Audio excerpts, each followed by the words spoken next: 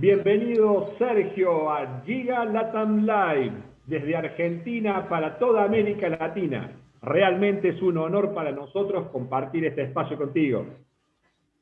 Muchísimas gracias por la invitación, un placer charlar con ustedes y sobre todo tener acceso a un público que habitualmente es para mí imposible llegar. Así que un placer y un saludo a todos quienes nos están ahora mirando. Bienvenido, Sergio, gracias. Un gusto que estés con nosotros, gracias por tu tiempo. Amigos de América Latina, hoy vamos a conversar sobre temas de actualidad, política, económica. Y bueno, para eso, ¿quién más indicado que Sergio Bernstein? Exactamente, Jan. Al respecto, doctor Sergio Bernstein, ¿qué impacto considera usted que tendrá para Argentina y América Latina la elección presidencial de los Estados Unidos según gane Donald Trump o Biden? Por supuesto, esta es una elección muy importante que está generando interés en todo el mundo, no solamente en América Latina, por las características de los personajes, por el proceso, por la importancia que aún tienen los Estados Unidos en el escenario internacional. Naturalmente tenemos todos muchísimo interés. En América Latina creo que hay tres temas que dominan la agenda, ¿no? Y no me parecen menores porque ambos partidos o ambos candidatos tienen visiones diametralmente opuestas, ¿no? Uno, ¿qué hacer con la economía? Allí, como ustedes saben, por el lado de los republicanos, en general hay una postura a generar una menor carga impositiva, menos regulaciones. Se supone que la recuperación económica, luego de la caída que estamos viviendo todos como consecuencia de la pandemia, sería en principio más rápida en el caso que ganen los republicanos y probablemente un poco más lenta en el caso de que ganen los demócratas. Por supuesto que hay dudas respecto a la cuestión comercial, sobre todo el vínculo con China, porque el proteccionismo republicano, bueno, genera obviamente obstáculos en el comercio.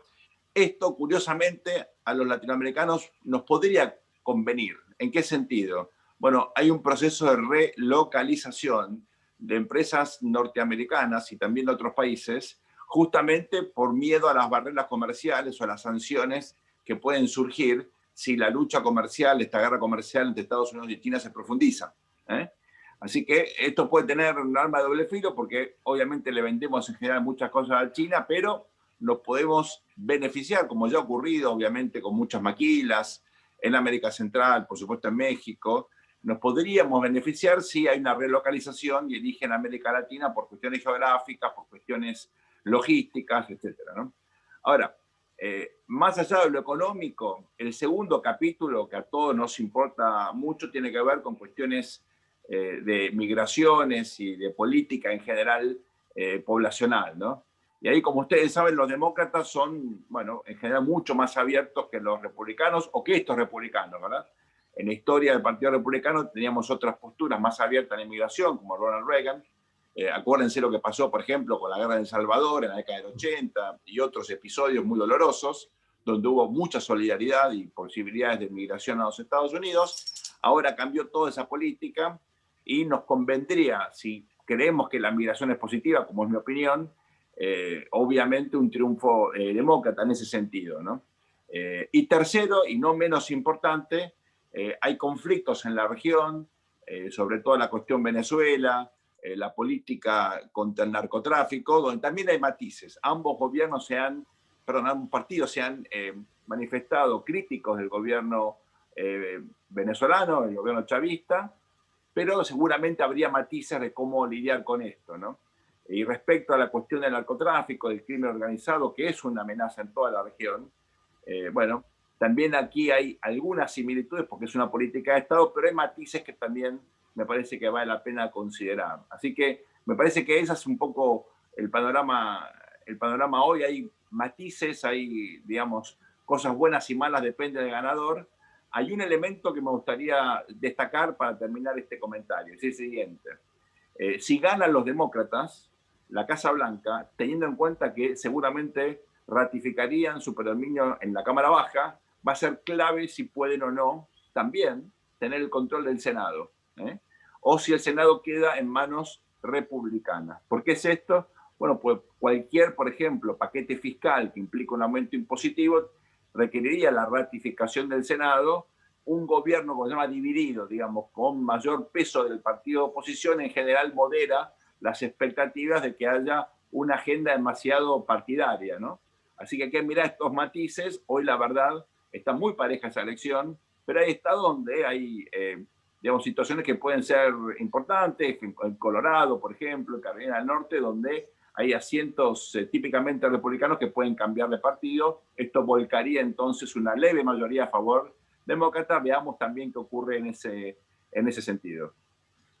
La verdad que clarísimo, Sergio, gracias. Y sobre todo por poner un manto de claridad a este tema que venimos conversando en varios grupos empresariales en los últimos días. Y al respecto, sin salirnos del tema político, a nivel de una opinión personal de Sergio Berenstein, digamos, ¿qué país de América Latina consideras que tiene una democracia más consolidada, digamos, y alineada con básicamente con las necesidades de sus habitantes y empresas? Ustedes saben que la democracia es un proyecto siempre en construcción, ¿verdad? Y hemos visto en muchos países donde parecía que la democracia estaba muy asentada, muy consolidada, bueno, fricciones o conflictos o situaciones inéditas. Esto involucra, por ejemplo, el Reino Unido, por poner un ejemplo, ¿no? U otros países de Europa Central. Con lo cual, digamos, yo tengo una larga lista de cuestiones pendientes, asignaturas que no están completas en América Latina, pero quiero partir de esta mirada general. Yo prefiero la democracia, lo digo como ciudadano, tengo una vocación democrática, digo, al mismo tiempo, cuidado que, como dijo Churchill, es el sistema menos imperfecto que conocemos, pero tiene muchas imperfecciones, ¿no? Mirando América Latina, mirando rankings, para tratar de ser objetivos, no opiniones personales, sino me refiero a rankings en términos de calidad institucional, clima de negocios, índice de desarrollo humano. Hay un país pequeño, pero que, bueno, está en el corazón de muchos de nosotros, que es Uruguay, ¿verdad?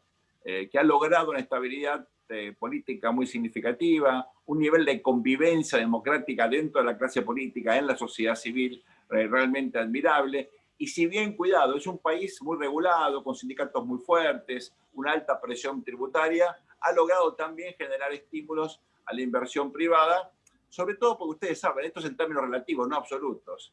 Y los uruguayos tienen la suerte y la desgracia de tenernos a nosotros, a los argentinos, de vecinos, y hay una gran influencia, digamos, de la comunidad de negocios y de las familias argentinas en el Uruguay. Piensen ustedes que, el expresidente Mujica tuvo una frase fantástica cuando le preguntaron cómo se explica el boom agroindustrial de Uruguay, y él dijo que el mejor ministro de Agricultura que tuvo el Uruguay fue Néstor Kirchner, ¿no? Porque, claro, era tal la presión fiscal a los agricultores que se fueron a trabajar a Uruguay, también a Paraguay, a Bolivia, a Brasil. Así que, digamos, me parece que Uruguay ha logrado consolidar un esquema que me parece atractivo. Luego en América Central, históricamente, Costa Rica había sido vista y es, yo creo, una democracia consolidada que se diferencia de los países de la región, quizá tiene una dinámica, siempre tiene problemas como todos los países, pero me parece que se destaca en ese sentido, Costa Rica como un sistema más consolidado. En clima de negocios, bueno, siempre se puede mejorar en algo, pero también han logrado un Estado de Derecho que para los patrones latinoamericanos funciona bastante bien, creo yo. Y luego me parece que de ahí para abajo, el país que asoma, aún con muchos conflictos últimamente potenciados, es Chile, ¿no? Donde, bueno, es una democracia más trabada, porque todavía es una constitución que se generó en la época de la dictadura de Pinochet, ahí en el año 80, con una cantidad de frenos reales a una democratización más plena. Ahora justamente se está debatiendo esto, veremos qué pasa. Hay en un par de semanas una elección para ver si esa constitución puede cambiar. Pero en términos económicos, Chile, con todos los problemas que han tenido en materia redistributiva, que no son menores, a pesar de eso, realmente es un boom y es un ejemplo muy significativo para el resto de la región, un país muy abierto, con un tratado de libre comercio que le ha dado un perfil de exportador extraordinario, una comunidad de negocios, sobre todo apalancada en un sistema financiero que funciona muy, pero muy bien. Creo que Chile tiene algunos elementos para destacar, pero creo que una conclusión que no me parece menor. Estamos hablando de países que en términos relativos, con los países grandes, Brasil, México, Colombia, la Argentina, Venezuela y demás, son países más pequeños. Son países también unitarios, no son países federales. O sea, las élites regionales influyen, pero mucho menos, ¿verdad? Y son países más homogéneos socioculturalmente, étnicamente. Tienen obviamente siempre minorías, pero nada que ver con situaciones, por ejemplo, como las que vemos en Brasil, en México, en Colombia, países mucho más diversos, mucho más heterogéneos, más complejos en términos de, digamos, geografía humana, ¿verdad? Y eso no me parece un dato menor, con lo cual son, creo, países en los cuales se puede aprender un montón, pero siempre entendiendo que no se pueden replicar experiencias ni sacar conclusiones así automáticas, teniendo en cuenta la diversidad en todas las dimensiones posibles que uno puede encontrar que tenemos en nuestros países, ¿no? Clarísimo, la verdad, Sergio, muy interesante el aporte y la mirada que nos está otorgando desde las democracias de América Latina. Y justamente ya llevamos más de 200 días de pandemia y en los diferentes gobiernos han impulsado algunas acciones para tratar de reactivar las economías de sus países. De una u otra manera, algún aporte para que puedan las pymes afrontar estos nuevos desafíos, estas nuevas exigencias.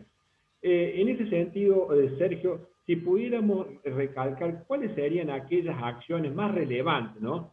O que te haya parecido más interesante de algunos gobiernos que la hayan impulsado para darle un aporte a las pymes, a los emprendedores o para que puedan las familias o incrementar incluso hasta el propio consumo, ¿no? Que vos hayas visto, que quieras comentarnos para también que estén atentos el resto de los países y que puedan implementar este tipo de medidas que ayuden a la sociedad en general. Muy buena pregunta. Primero, una aclaración que no me parece menor. Estamos en el medio del proceso y es muy difícil extraer conclusiones, resultados, aprendizajes de las políticas implementadas porque, uno, esto no ha terminado. Entonces, la verdad que ¿cuáles son las mejores prácticas? Todavía no lo sabemos. Así que yo creo ser prudente acá porque voy a describir más bien criterios generales, más que casos puntuales, que a mí me parece que hay que tener en cuenta. Criterios generales, no casos específicos, porque no podemos evaluarlo de forma rigurosa, crítica y con información clara, ¿no? Yo creo que cuando pase la pandemia nos vamos a sentar y hacer una evaluación de cuál fue la mejor respuesta en materia sanitaria, de cuál fue la mejor respuesta, obviamente, en materia económica. Así que con prudencia hasta ahora, ¿no? ¿Cuál me parecen a mí? Y acá amplío un poquito los criterios y también incorporo algo a los países más desarrollados, ¿no? Por supuesto, nuestros países se enfrentan en general restricciones fiscales, financieras, operativas, logísticas, mucho más serias. Por eso, al mismo tiempo, reitero la aclaración, no se puede copiar lo que hizo Bélgica, lo que hizo porque tal vez, bueno, fueron respuestas muy efectivas, pero ¿cómo hacemos con los problemas nuestros para replicarlas? No se puede. Entonces, algunos criterios, ¿no? Acá me parece que hay, primero y principal, hay que preservar todo lo posible a las empresas. Porque estas son circunstancias donde suelen colapsar las empresas que, ustedes saben, requieren un esfuerzo enorme, muchas horas de trabajo, sacrificio, muchos recursos, patrimonios familiares o de amigos o crédito, lo que fuese. Y bueno, claro, un año malo, un año y medio malo, no una recesión de 2, 3 puntos del producto, una caída de 8, 10, 12, te voltea. Entonces, América Latina, que había logrado en general, excepto Venezuela, la Argentina, superar los grandes shocks macroeconómicos, que generaban esta ruptura del tejido social, digamos, socioempresarial, bueno, tiene una de esas megacrisis serias que requieren una intervención selectiva, inteligente, para preservar a las empresas. Estoy diciendo de las empresas, no necesariamente a los empresarios. Esto puede cambiar de mano, eventualmente, pero la empresa vale mucho, porque la que genera valor, la que genera empleo, la que va a dar a futuro capacidad para recuperarse rápido, son las empresas, es el sector privado. Entonces, el rol del Estado acá es ayudar, primero, a acotar el daño, pero sobre todo a que la recuperación que va a venir el año que viene, seguramente mucho más nítida en 2022, sea lo más rápida posible, sea una V corta que compense la caída de este año. Si en promedio América Latina va a caer 8%, que es lo que dicen los organismos multilaterales, bueno, que el año que viene crezcamos 4 o 5 y que en 2021 compensemos esta caída y estemos de vuelta en la senda del desarrollo sustentable. Todo nuestro continente tiene que crecer mucho y rápido, porque hay que volverse rico antes de volverse viejo, y el bono demográfico nuestro se está agotando. Esto es muy importante. Entonces, hay que preservar a las empresas. Si los empresarios, obviamente, sobreviven mucho mejor, porque son sus empresas. Pero si hay que elegir, hay que mantener a las unidades productivas funcionando. ¿Cómo? Bueno, por supuesto que ahí hay la combinación de instrumentos, pero el objetivo es más importante que el instrumento. Discutamos el instrumento. ¿Tiene que haber crédito subsidiado? Puede ser. ¿Tiene que haber ayuda en términos de, por ejemplo, créditos fiscales? Si no hay posibilidad de dar plata, bueno, bajar un poco la presión, levantar el pie de la cabeza del empresario que está forzado a pagar impuestos todo el tiempo, ¿verdad?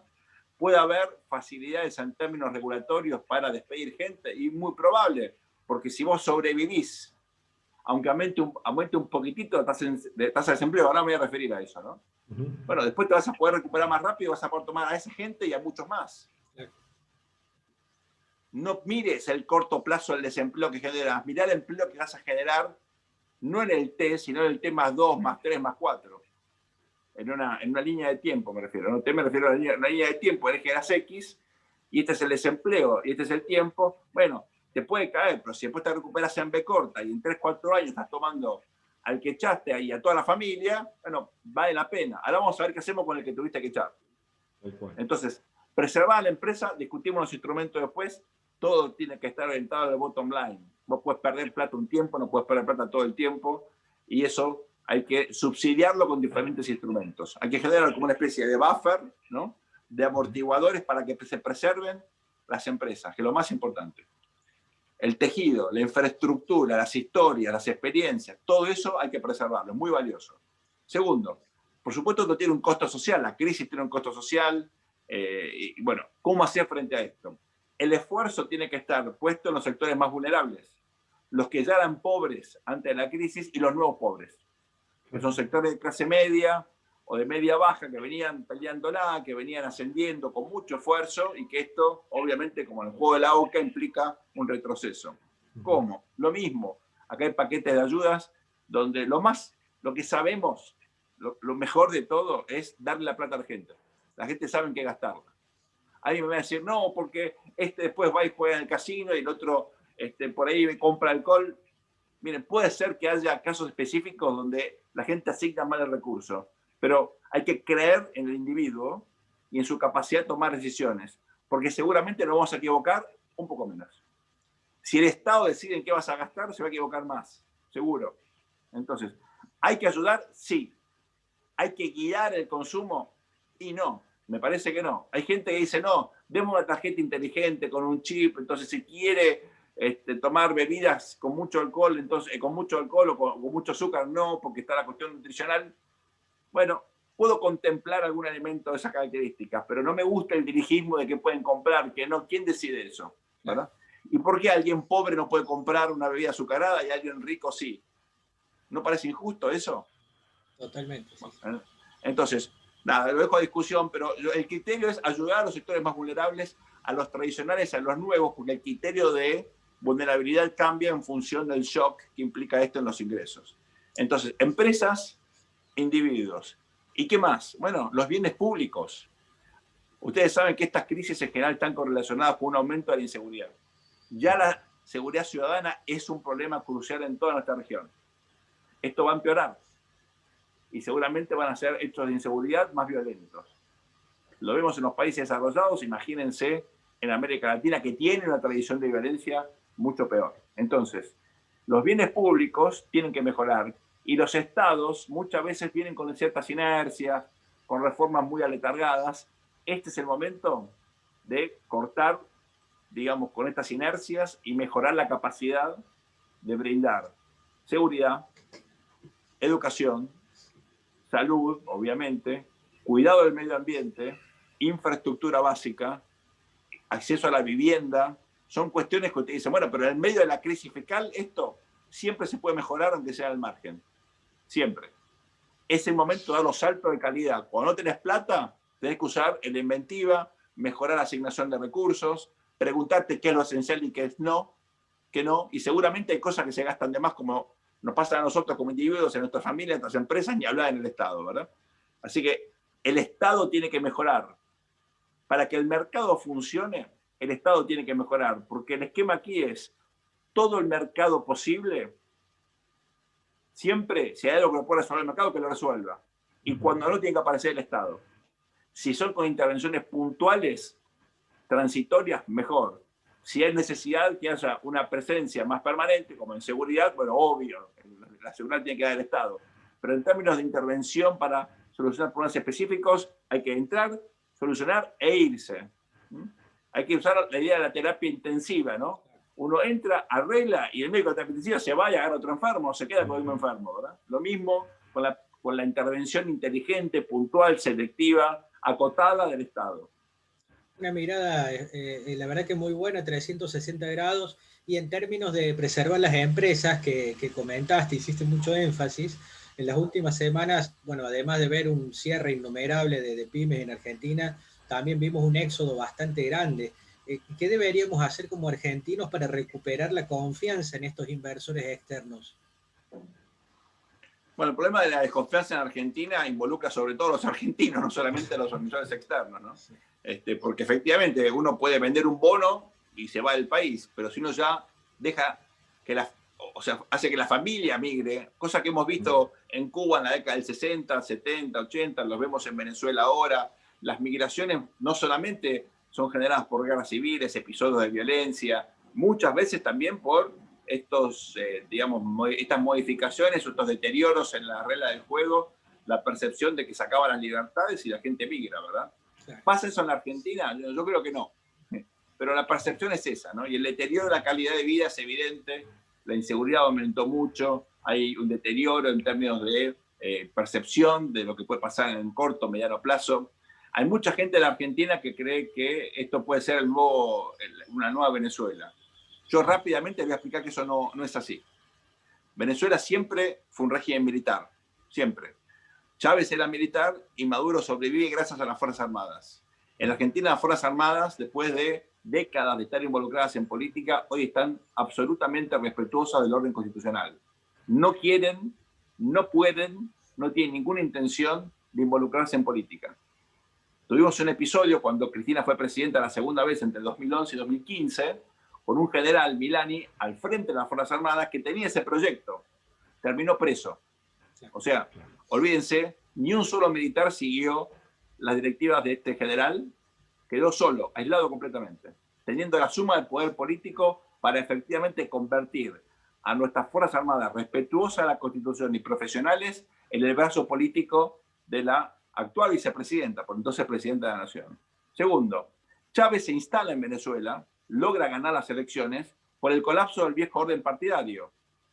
La Democracia Cristiana, el ADECO, eran dos partidos que con sus problemas, había mucha corrupción, por supuesto, digamos, Venezuela no era un país desarrollado, ni mucho menos, pero entre el 1958 y el comienzo de los 90 había establecido un orden democrático que para América Latina, que en general, excepto Costa Rica, algún otro país, tenía un orden más bien autoritario, bueno, era una excepción. Ese orden democrático colapsa con el Caracazo, con el fracaso del gobierno de Rafael Caldera, y deja un vacío que llena justamente Chávez con su carisma, con su liderazgo y con las Fuerzas Armadas detrás. En Argentina el régimen político es disfuncional pero resiliente. Son dos grandes coaliciones plurales heterogéneas con sus liderazgos que abarcan el 90% del espectro político. Eso todavía funciona, está en pie. No hay un vacío para llenar con un liderazgo extrasistémico. Y tercero, y más importante que todo lo anterior, el petróleo, con precios de commodities increíbles que le permitieron a Chávez cementar su liderazgo dentro y fuera de Venezuela. Tener una red de influencia en la región, en América Central, en el Caribe, por supuesto, en Argentina, Uruguay, con mucho dinero, que ahora falta porque se dilapidaron los recursos del petróleo, destruyeron PDVSA, hoy Venezuela ni siquiera puede exportar volúmenes de petróleo suficientes, no pueden procesarlos. Bueno, el desastre de hoy es fruto de ese mal gasto, pero eso cimentó el régimen. Bueno, Argentina no tiene ese recurso.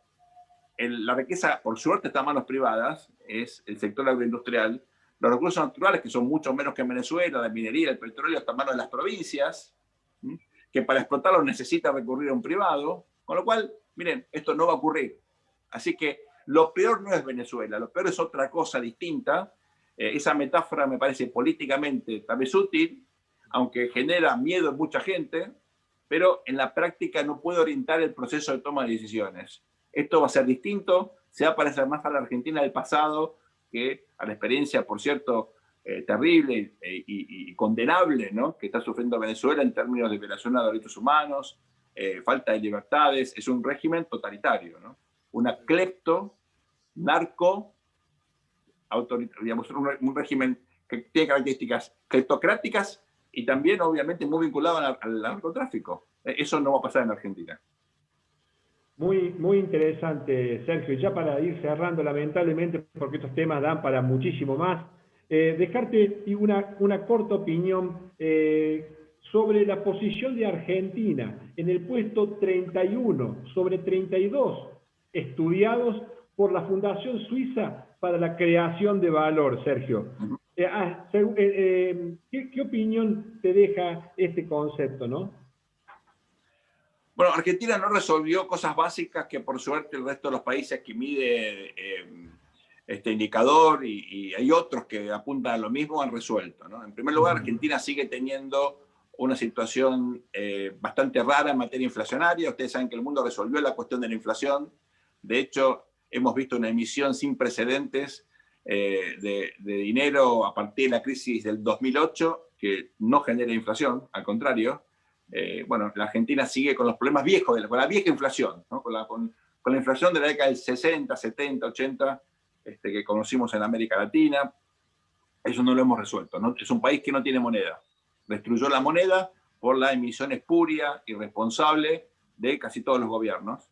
Y eso, digamos, explica por qué hay una inestabilidad macroeconómica estructural, un déficit fiscal enorme que se financia de forma espuria con inflación, ¿no? Entonces, ese es el primer punto que explica por qué ese indicador. Segundo, es un país donde lamentablemente no se respetan los derechos de propiedad.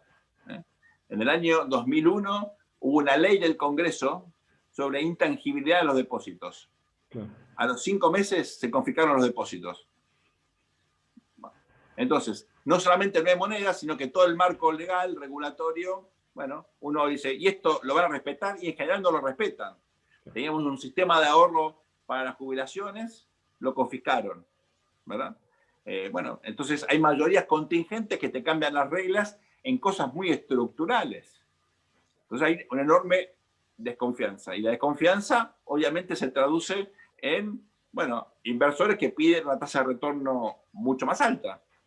Eso, obviamente, conspira contra el desarrollo. No te podés desarrollar cuando tenés un riesgo país que está 400, 500, 600 puntos básicos arriba que el promedio de la región, que es lo que nos pasa a nosotros. Imposible.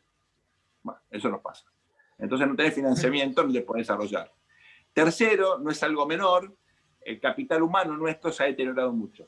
La Argentina es un país con un gran sistema educativo. Yo soy fruto de la educación pública. Desde la escuela primaria, desde el jardín de infantes, fue la educación pública, la mejor escuela secundaria, era una escuela pública, la mejor universidad, la Universidad de Buenos Aires. Me fui a Estados Unidos, hice mi doctorado en la Universidad de Carolina del Norte y era muy competitivo, me fue muy bien gracias a esa educación. Esa capacidad estatal se deterioró muchísimo, por diferentes motivos, no solo o no principalmente problemas fiscales, acá un deterioro en los criterios de selección de los docentes, menos lamentablemente, ¿no? Disciplina y sobre todo exigencia, y se deterioró el capital humano nuestro. Y eso es muy difícil de recuperar, y me parece que uno de los elementos distintivos de la Argentina está dejando de serlo, ¿no? Exportamos muchos cerebros, ahora exportamos empresarios y su familia, lo cual es peor aún, ¿verdad? Porque los cerebros ahora con la conectividad los podés recuperar. Ahora, al empresariado, su sociabilidad, su capacidad de crear valor, eso es muy difícil de recuperar si se va a vivir a Uruguay o a otros lados, ¿no? Así que la educación fue el tercer elemento que te explica el deterioro. Estos son 3 elementos principales, después hay otros, pero me parece que yo focalizaría en estos. Me parece muy importante lo que nos has compartido, Sergio, y la verdad que el tema merita, como hablábamos hace un instante, pero lamentablemente el tiempo es escaso, así que no tenemos más que agradecerte en nombre de la comunidad internacional de América Latina que nos sigue en los diferentes medios de comunicación. Por lo tanto, Sergio, muchísimas gracias por tu tiempo, por los conceptos que nos has dejado, y por supuesto, las puertas de Giga Latam Live siempre estarán abiertas para ti y para todo tu equipo que te acompaña. Muchísimas gracias por todo, Sergio, y un cordial saludo desde Argentina. Gracias, Sergio. Un abrazo para todos ustedes, gracias, un placer. Y siempre a disposición. Muchas gracias por las preguntas súper interesantes y bueno, espero que sea de interés el material que hemos compartido. Seguro que sí, muchas gracias. Muy útil, muchas gracias.